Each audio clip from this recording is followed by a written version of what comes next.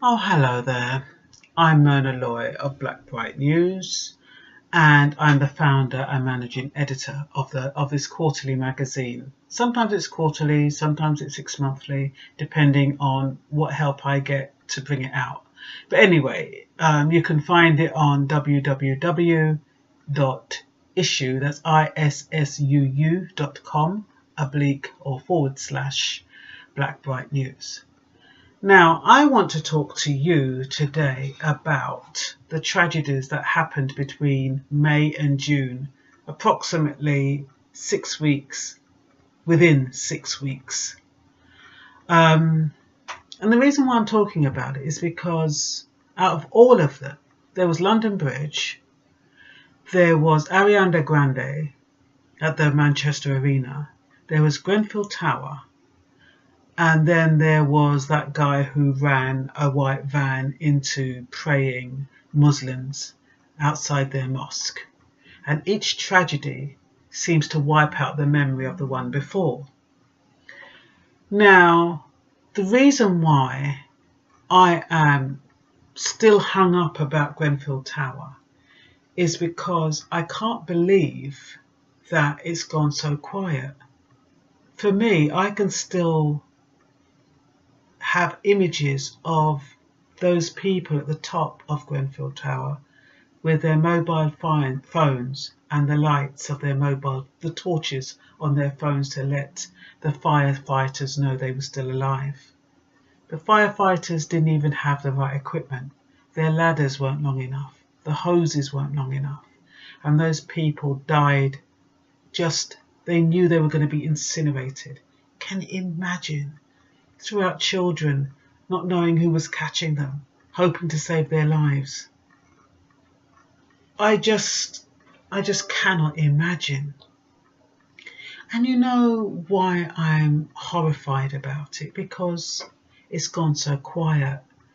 And why has it been able to go so quiet when so many people died? We know that there was approximately 25 floors in that building, approximately 3 to 4 apartments on each floor, and maybe between the average is probably 3 to 4 occupants in each flat.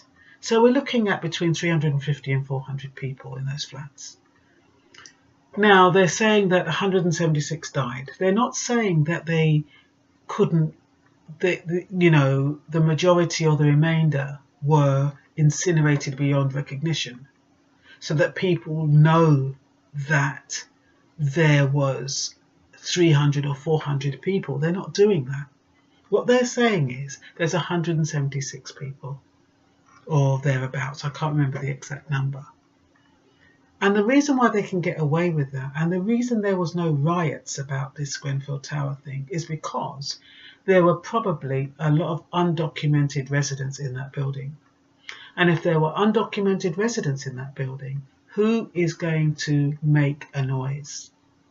Who is going to come up and rant and rave when they know that their mother or their father or even their children have been brought over to this country that they thought where they'd be safe, and they've been incinerated, and they can't claim? And they can't claim because they probably said, oh, Mum, Dad, you can stay with me, I'll look after you. And so they were living in that building without no documentation. And then the government are going on like they're doing them a service by saying, oh, we're going to set up a little booth in the area, and all you've got to do is bring your paperwork. We'll be able to duplicate your passport within 24 hours, knowing that the majority of those people are not going to take advantage of that because of their circumstances and because they're in the country illegally. I know that's wrong. I know you shouldn't be in this country illegally, but that doesn't mean that there shouldn't be some kind of reprieve or finality or closure for the survivors and their families. How must they feel knowing that their mother and father died in that fire and there's nothing they can say because they weren't documented? I think it's so tragic. But you know what? There's nothing we can do. You have people making a big noise out there saying that these people need counselling, post-traumatic counselling, and there's nobody offering that to them. You have people giving money and clothes. It's not going to the right people. I heard the Red Cross was discriminating who they should give the clothes to or who they give the money to. Some people say they're being given £5,000 so that they can get an apartment. Some people are saying, you know, the newspaper at one point was saying they're in luxury apartments and people are giving, you know, kicking up a stink because they don't want that type of people, those type of people in their area, because it's going to lower the market value of their property. You know, what is this about? There's rumours that there's two arguments about how the fire started. They brandished this black man over the news, saying it's his fault. His fridge blew up, or his fridge caught fire, and then the whole place caught fire. If they had proper cladding, and if they had fireproof doors, if they had fire exits, if the alarms were working, that place wouldn't have burnt the way it did, and the fire would have contained in that one resident's flat. So don't go blaming one man and his fridge for the whole of the building. That's unfair, and it's putting that man on some kind of guilt trip that he doesn't deserve. And then they also have the audacity to say, oh, you know, to tell the people to stay inside their flats. Oh, you'll be safer. Somebody will rescue you. And we know at our fire drill is that you get out of the building. That's the first thing you do. You leave your belongings behind and you get out the building. So what kind of advice was that? To stay in the building? I'll tell you something. It's really, really a tragic state of affairs.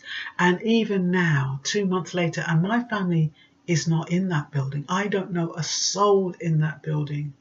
And it's impacted me so badly, let alone those people who have family members who've lost their family members and friends. I'm not even sure what this video can do.